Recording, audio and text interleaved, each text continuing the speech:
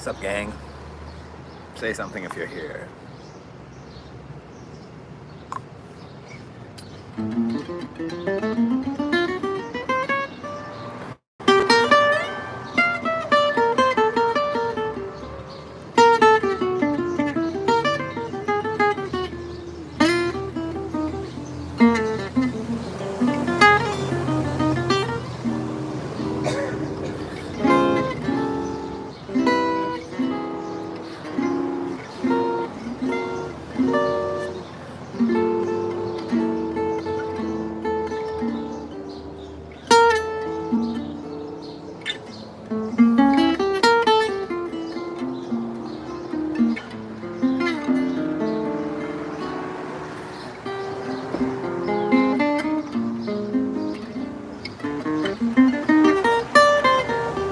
Hey, Chris.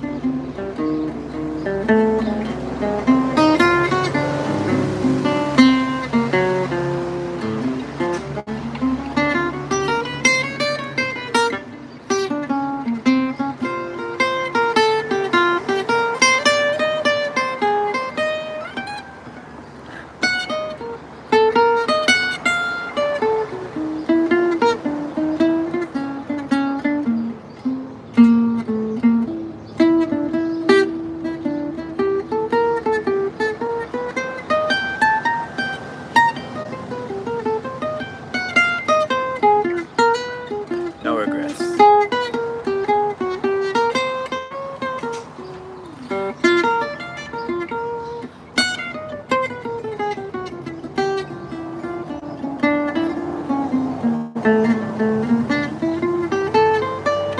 I do use a super happy pick, yeah.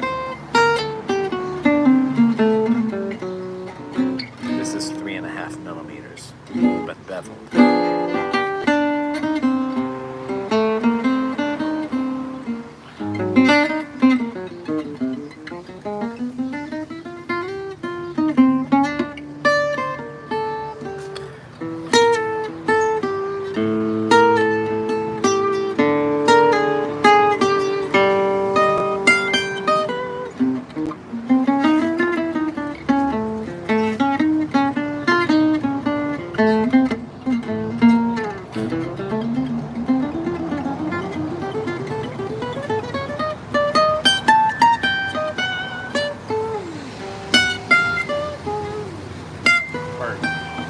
Sorry.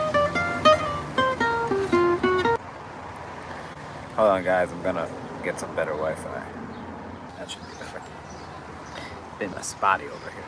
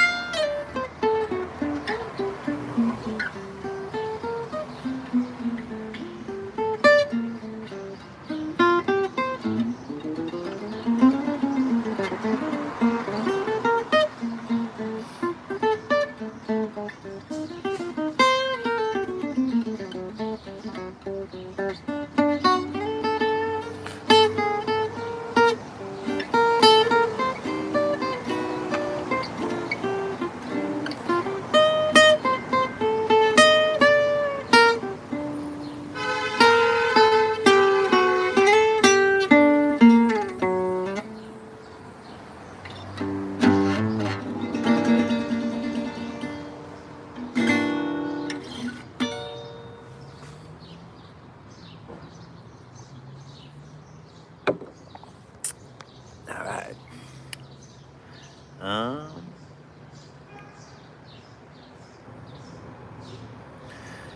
the capo thing wasn't bad. Our last meme about the BMW Nazis shut down our Facebook basically, that was bad. I regret that. That was not a good move. We got banned from Facebook for anti-Semitism.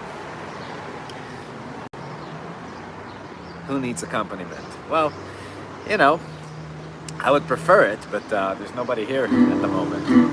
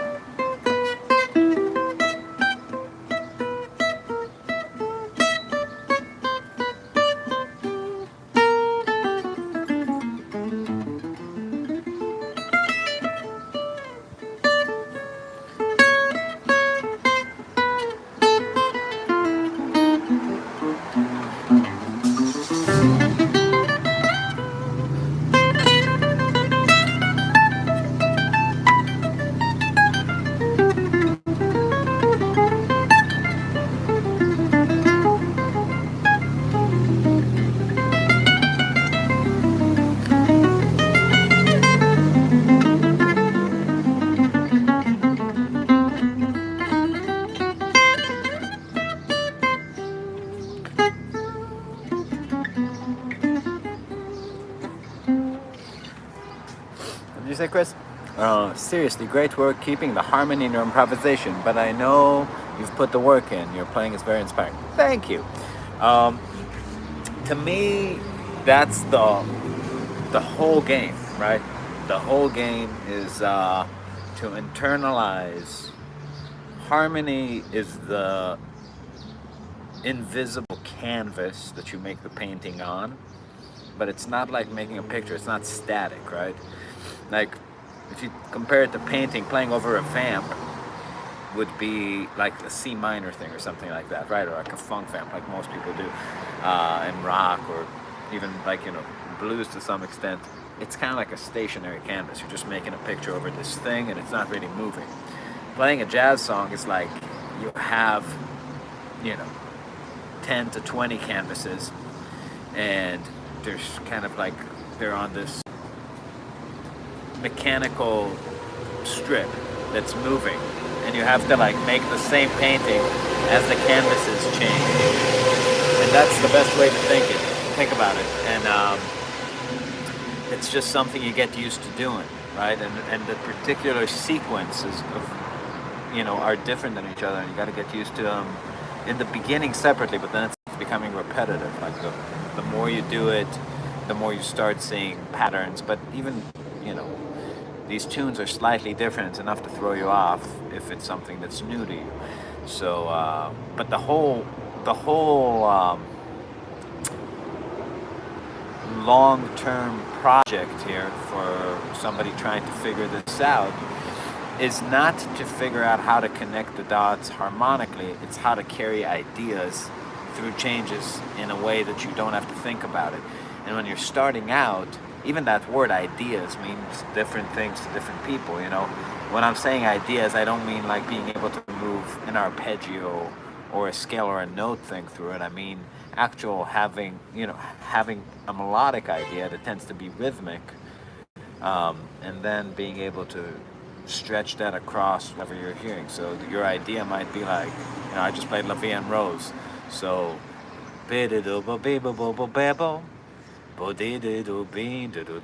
so I want to be able to just repeat that through many areas of the form, but adjust the notes to fit whatever I'm playing, right? So it's like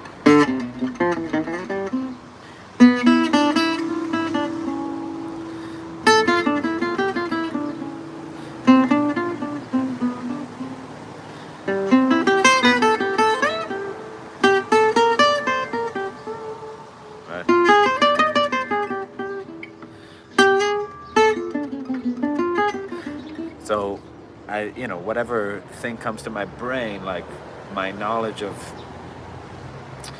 it's not even like if you just practice modes or arpeggios or stuff like that, you're never gonna get there. You know what I mean? It's like that's the big fallacy. Everybody online trying to sell you a course where you practice these things and it's all gonna connect. It's not. It's just not. Because what's gonna connect over time if you do it is just more scales and more arpeggios. You gotta go and play these songs. You just gotta make yourself. Even if you're alone playing them, you just gotta play through them enough times and just make music in different areas of the instrument until stuff starts going together. You take simple songs, Blue Bossa or something's a good one, just because it's like in 2 keys, and do it real slow enough to where you have control over it.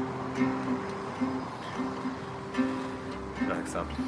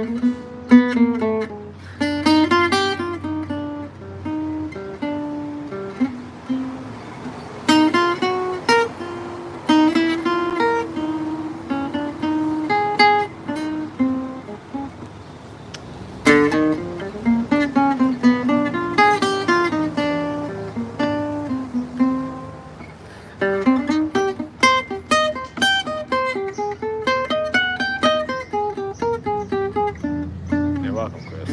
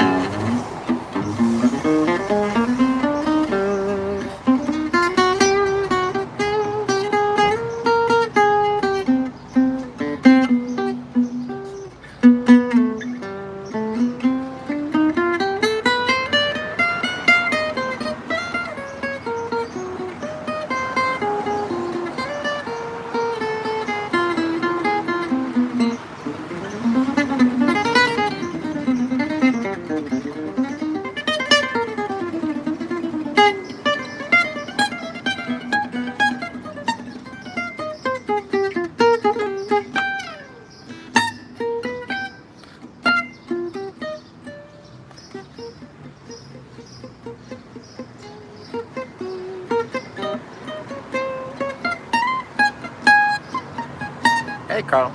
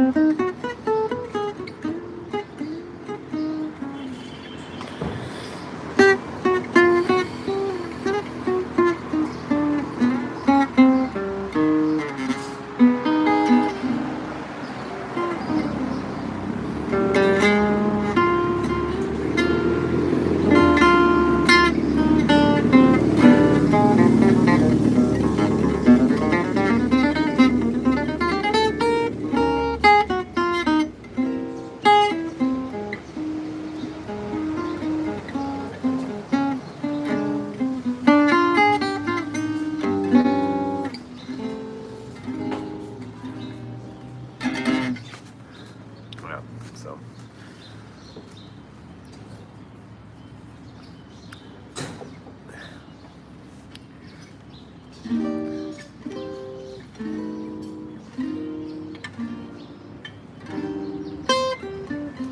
Um, is this of the basic bitch jazz you were talking about? Yeah, it's blue bossa. You know, um, it's with time you can become less basic. It takes a little bit of connecting the dots, so to speak. But yeah, definitely, you dig it. I mean, honestly, if you can figure out how to play a blues, that tends to be. It's blues is just hard to play, you know, like jazz blues. I mean, actually making the changes happen, you know, like and playing like nice lines. There's just a ton of changes, you know, really hitting them.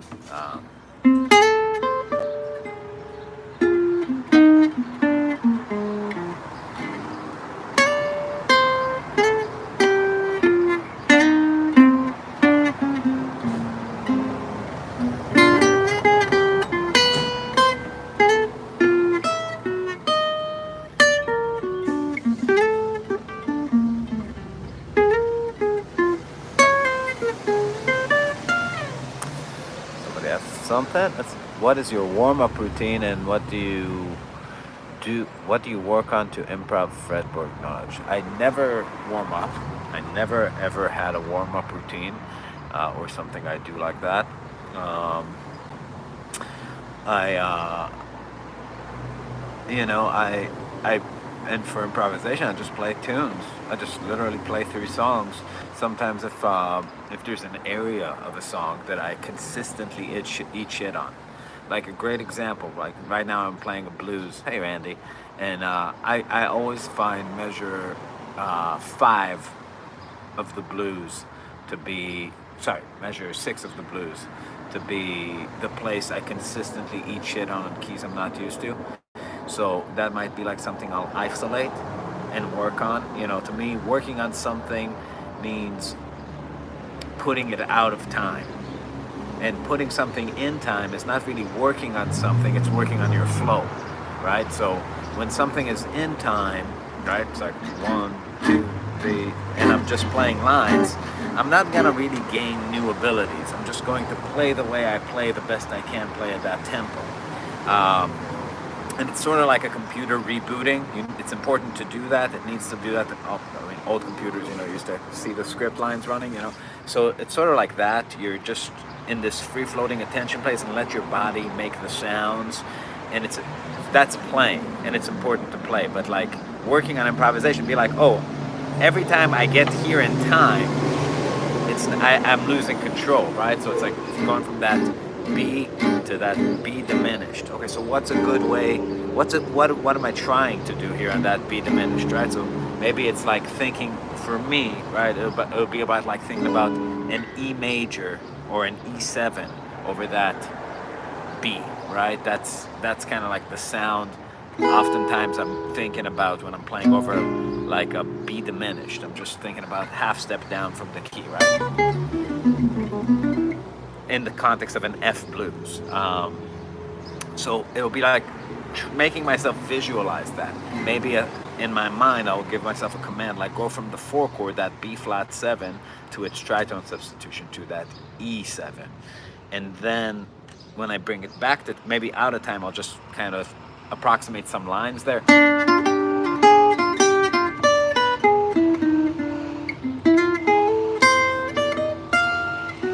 Something like that.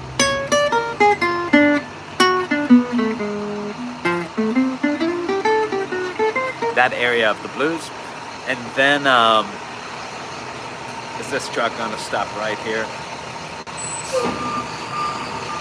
And then I'm gonna like count off a blues in time, and then every time I get there, I'm gonna try to really apply that kind of thing, and then I'll change areas of the guitar, because that, guitar is, if I know it here, doesn't mean I know it there. So it's always connected to the comping, like what kind of chord am I thinking of?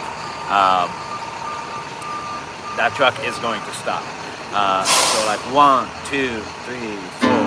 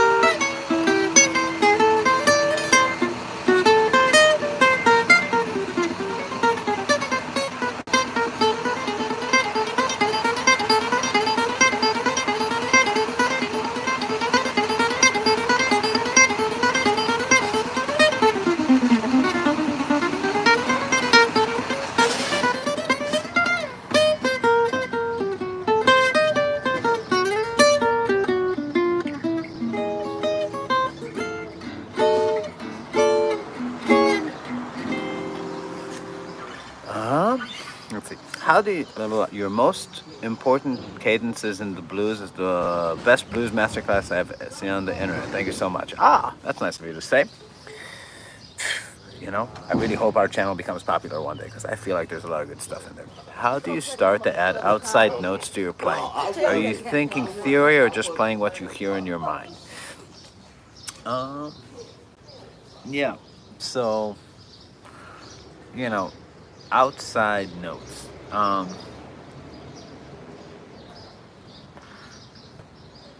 There, if it sounds really outside, um, outside notes is a strange.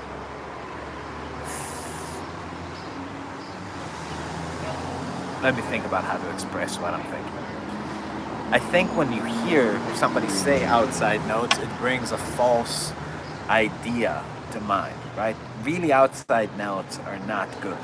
If you have a minor chord, major thirds on it are not a good idea, right? If you have an E minor,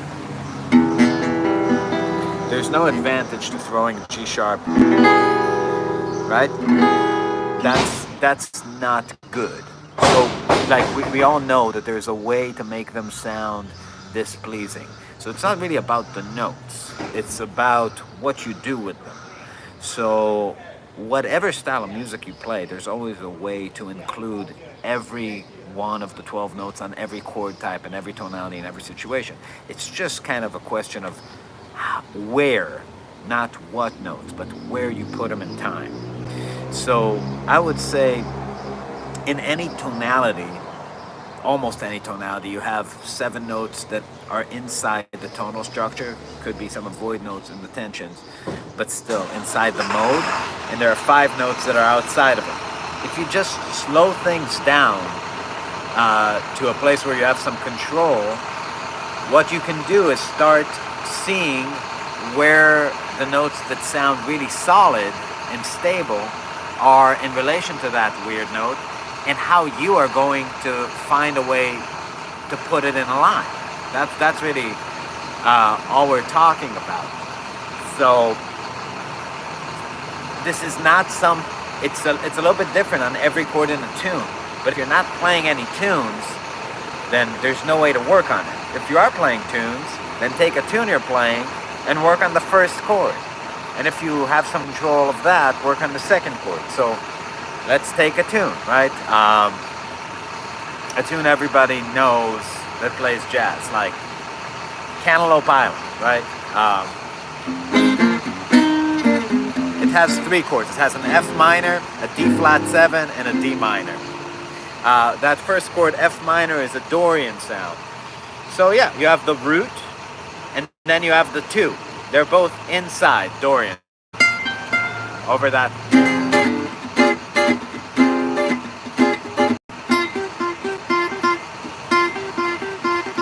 The flat 2 is an out note. You don't want to play a line into that flat 2. You don't want to go, right?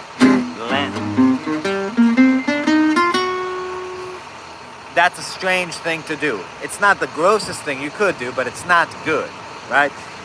So what do, right? Use it to go into the 2. That's one strategy.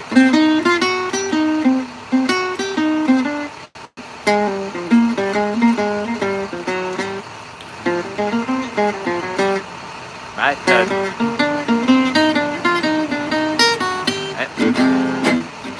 Over like, or funk groove, right?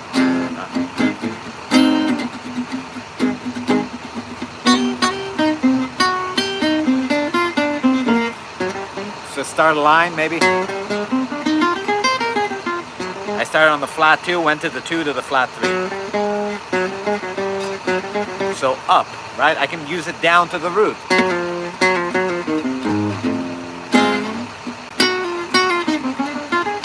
I can use it in between, right? From the 2 to the 1. From the 1 to the 2. That is a sound. I can use it to the 2 and then do a leap, right? To the 2, maybe to the 4.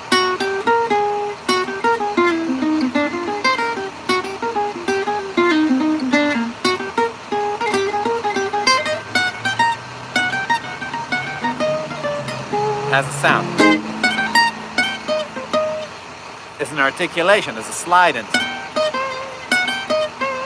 I can maybe do something that's a little bit more out-sounding, use an arpeggio that has the two and resolve it to a different arpeggio that's more inside. Like if in the key of F minor, I use a C7, right? The 5 chord, and I use its tritone substitution. So then I have a G flat 7, resolving to an F minor. So now I have the flat 2, the 4, the flat 6, and the flat 2 again. But now I'm actually using that, maybe a G7. So that's a more extreme sound over that F minor.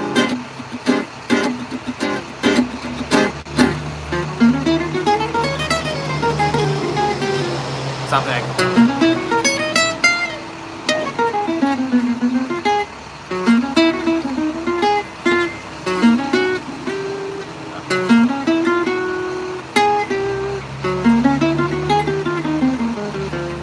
so now I'm using an arpeggio that has that thing, a bunch of like out notes, but it all needs to make sense, right? And the time of it needs to make sense too. So what I like to do to simplify my thinking, especially when I'm using like an arpeggio that's out, is if I can throw it in comping, I can throw it in soloing, right? So like,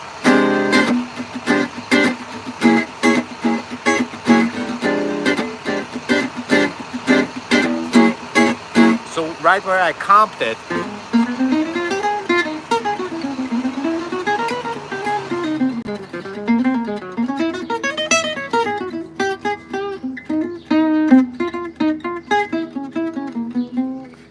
right where you comp it, you can always throw in the same thing soloing. Using the neighbors as long as it's not on the strong beat plus resolving to the chord tone, is that right? Yeah, you know, it's not about these like, man, this truck is ruining my day. It's not really about strong, it's about being able to imagine an idea, right? You can, that's why I don't like these textbook kind of answers to things, because, you know, you can do it on strong beats. What's to stop? It's about sounding good. It's true that, like, you know, there are lots of ways to put weak stuff or out stuff on weak beats and make it sound good. But there are lots of ways to put it on strong beats and make it sound good too. There's just this vast array of ways to sound good, and you have to apply your human being aesthetics to it. There's no like rule that you can formulate into words that's going to work. There's always going to be more exceptions to the rule. When you're talking about rhythm, you can even play this quarter notes, everything on the beat.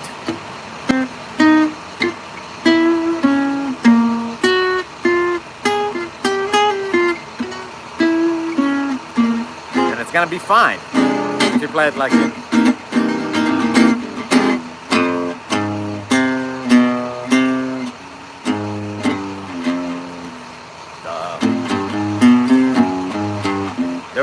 There was no offbeats. It was all quarter notes.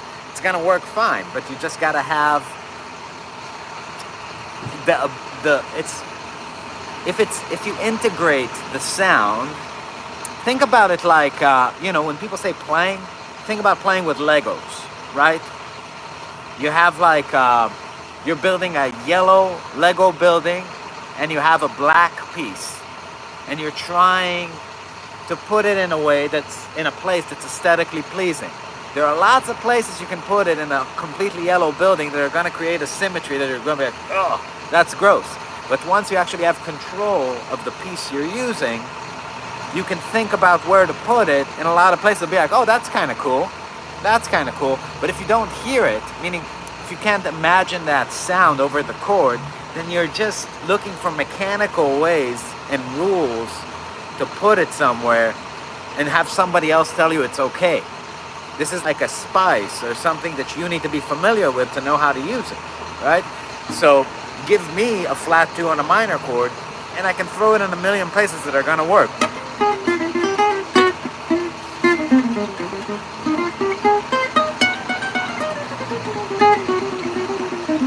because I have a relationship with that sound, right? All you got to do is develop that relationship with that sound to where you can integrate it in a variety of ways and just move things in space, just like a kid plays with toys, until you find a variety of things that make sense to you, right? That's the whole thing there.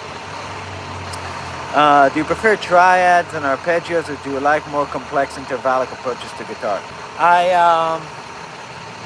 honestly, everybody who's good stops thinking about all that stuff when they're playing.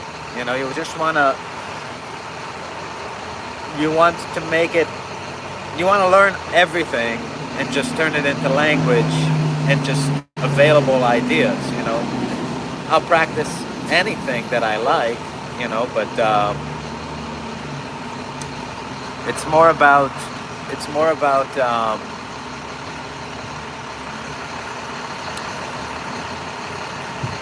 again, you know, when you're talking about a high level of playing, at a low level of playing or at a medium level of playing, just get the stuff in. You know what I mean? Just whatever. Arpeggios, scales, voice leading, voicings, modes, fingerings, everything. Just eat it up, you know? Like, learn as much as you can. At a higher level of playing, especially once you start developing your own sound and your own, like, all the stuff, all the half-baked stuff gets in the way, right? So all you start about is, you know, you have your playing. The question is now how to attach more stuff to it. And that has more to do with problem solving in the moment and sort of identifying the flaws in your thinking as they occur in time, right? So if I'm playing again over that F minor chord, and I'm keep noticing every time, let's say I get to this area of the neck, I have a blind spot. So I might, like, you know, work on, it's not about like working on my arpeggio shapes. It's about, okay, this is an F minor. I like the way D minor 7 flat 5 sound on it, or F minor 6 arpeggios. Well, here I have a blind spot. Let's work out this area. Now let's work at some approach notes.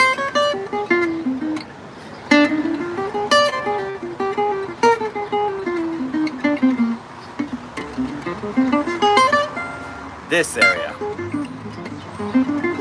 right? And that's the way I would, like, you know, if it's not emerging out of a problem that I have, not that you have or that people have, that happens, that, like, you know, why did I fail there?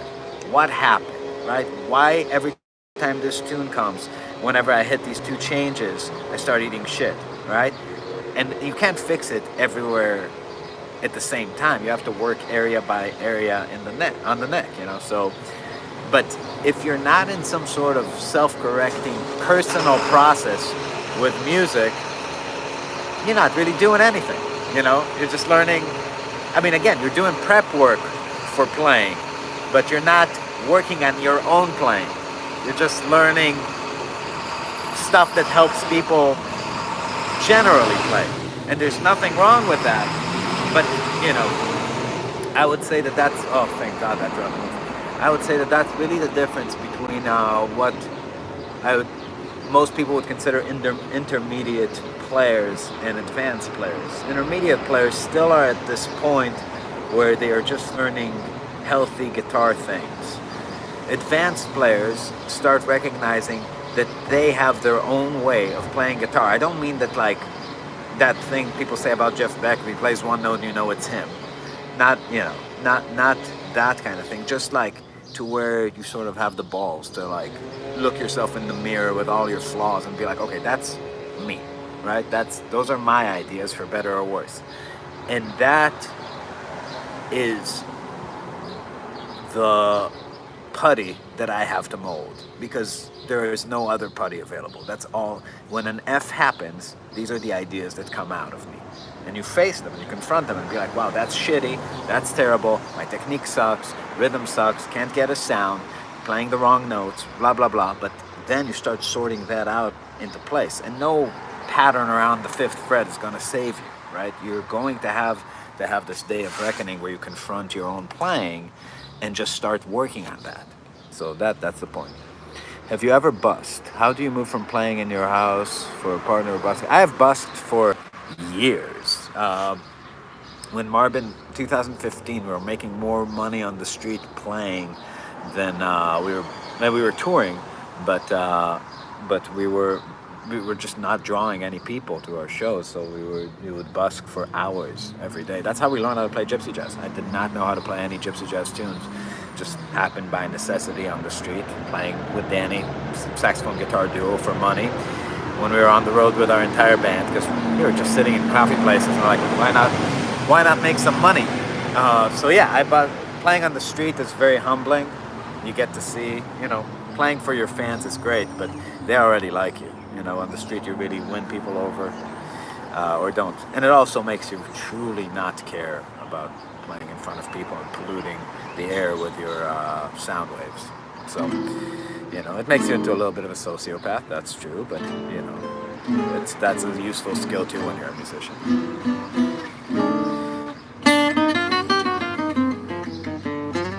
Also makes you learn, you have to learn how to play loud and project.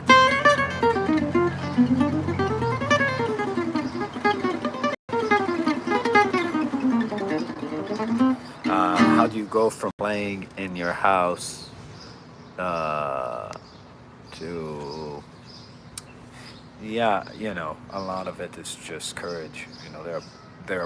I guarantee you that there are people worse at doing this than you, somewhere out playing in front of people. So,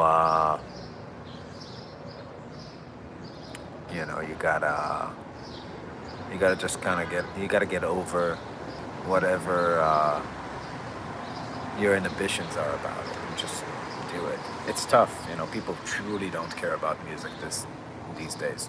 Like, truly, the amount of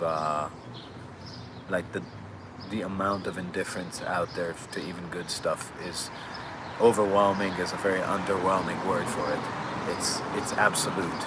It's crazy. It will, you have to, in a way, do it for yourself, but then why are you out of the house, right? But you have to do it, because if you want to get better, because you still need to want to reach people with this, or the whole thing doesn't mean anything, but people are harder to reach than they ever were, and it's getting worse all the time. So, good luck with that.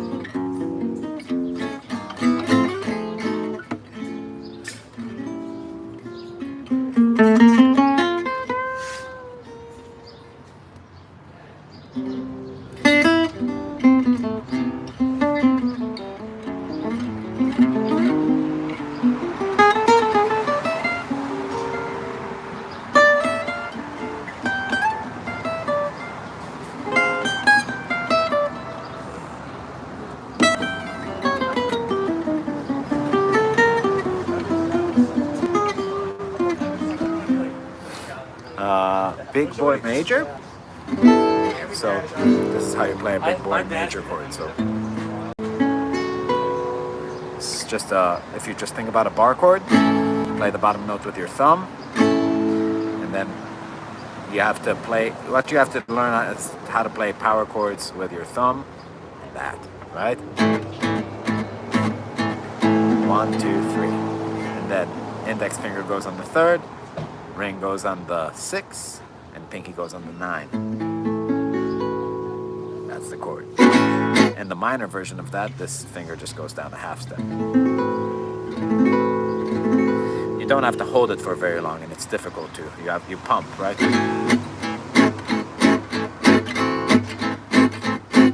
So it hurts because you're gripping it wrong. All classical guitar technique is built on the idea of pushing from your thumb to your fingers, from the tip of your thumb to your fingers, but it's not well suited for sitting this way, right? It's much better for sitting that way. Gypsy jazz technique is all about pushing from the side of your finger to your fingers, right? The thumb is wrapped around. What's happening here is that you're squeezing this way, not if you hold a cup, right? You don't hold a cup like this, you hold it like that. So it's the same as holding anything, right? From the side of your finger. So you squeeze from there and it's not gonna hurt. Just that motion. Very nice playing. Is it possible to pull off playing gypsy jazz on acoustic? Oh, 100%. Yeah. How is one of the best guitarists? Oh, hey JR, how you doing? Yeah. Yeah, you can play on acoustic.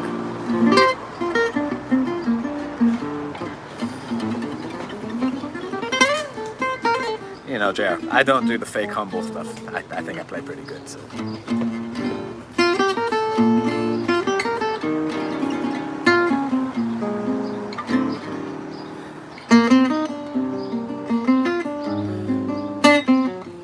Yeah, you can play on an acoustic guitar. You can play, it's just about getting the right angle with your right hand to where you're actually playing rest strokes. As long as you get that attack, you can get it on anything. Yeah, it's a lot of fun. The problem is people see videos about rest strokes and they think they're louder than they are. They're loud, but they're more accurate. They have a nice attack.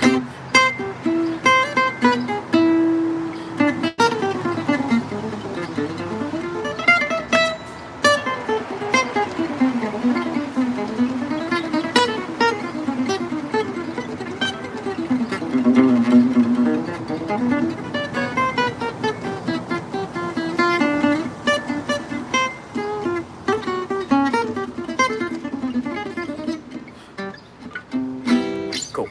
All right, guys, see you soon.